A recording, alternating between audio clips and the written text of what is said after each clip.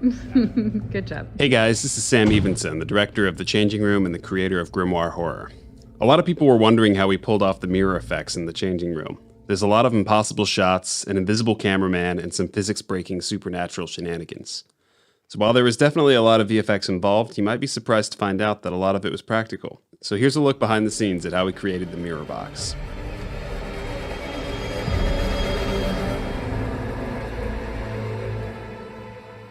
Mirrors are one of the most overused tropes in horror, so I really wanted to add something new to the genre. An entity that can move through planes of an infinity reflection is something I'd never seen before, and I was really excited to solve this creative challenge. I toyed with a few VFX intensive ways on how to make it work, but landed on a more practical solution: two-way mirrors. A two-way mirror allows you to see through one side but not the other, as long as one side is brighter than the other.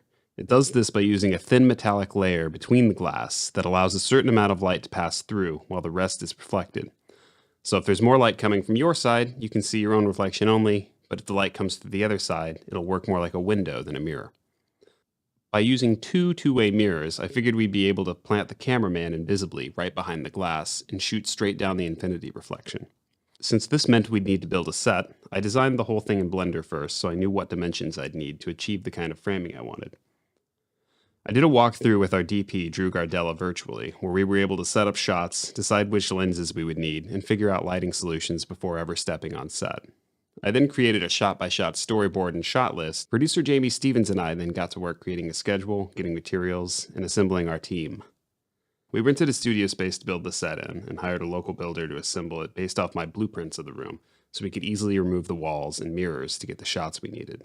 The build went pretty smooth, but I've never felt more anxious in my entire life than driving these two giant mirrors to set and carefully installing them. One mistake and the whole film would have shattered. Caveman repair service. My mom would kill me if I did this to like our own fucking. Some interesting quirks we noticed immediately were that the mirrors weren't perfectly flat, so it created a warping effect in the corner.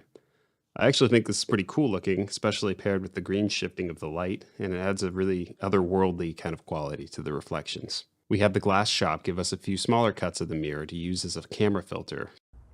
To match the exact exposure and quality of light that we see through our two-way mirrors. We filmed actress Jamie Balesta's non-VFX shots first, while the talented SFX artist Mandy Mossman spent a couple hours getting our hanged man, Alan Maxon, roughed up. For the shots where the hangman would show up later, we made sure to record the camera, height, lenses, and angle so we could match it on the VFX plates and maintain the correct perspectives. When it was time for the hanged man scenes, we removed the mirrors from the wall and shot him moving into the room with a blue screen backdrop. It was important to have him interacting with the physical set so it would be visually consistent when compositing him into the reflections later. We shot his hanging scenes with him standing and falling off of a block, just to make sure that we didn't have to do any sort of dangerous rigging. We ran out of time on location to get Jamie's hanging scene, so we did a pickup shot at my friend Claire's apartment with her circus suspension rig, where she helped coach this final stunt. No one was hurt, but my creative partner MacGuffin was very concerned. For post, I edited the film in DaVinci Resolve, and once the cut was in a good place, I exported all the VFX shots into Nuke. Nuke is a node-based workflow, which can be confusing if you're used to using layer-based systems like After Effects or Photoshop, but the techniques I use here could be replicated in any compositing package. For the reveal shot, I tracked the hanging footage onto the mirror and matched the defocus color and warping to have him sit naturally and deep into the reflection. For the bit where he falls down, I had to do a bit of stitching on the rope to get the right length and speed. I realized that we really needed a close-up over-the-shoulder shot for the moments leading up to her run to the door. This was something that we actually didn't shoot, so I created this shot by punching in on this clean plate of the reflection, then rotoing out Jamie from this wider shot and layering her back in with different perspective and some fake depth of field to make it look like we shot with a longer lens. The ceiling was full CG made in Blender. I wanted to have this little rail move where the man was hanging in his own world to show the supernatural connection to ours. I also like that it finished that closed-in, grimy kind of feeling with the fluorescent lights and moldy ceiling tiles. The crawling shot was the same idea as the hanging ones, but with a lot more manual tracking and warping and painting on the interaction points. For the final shot, I did a 3D camera track on the pullout, then reprojected the walls onto 3D planes so we could have it feel like the camera was pulling back through the reflections. I then did the blue screen comp on her swinging in and used a light rays effect on her to create an interactive shadows that shows in the room where she swings, which I think really helped sell her presence in that particular reflection compared to the ones around it.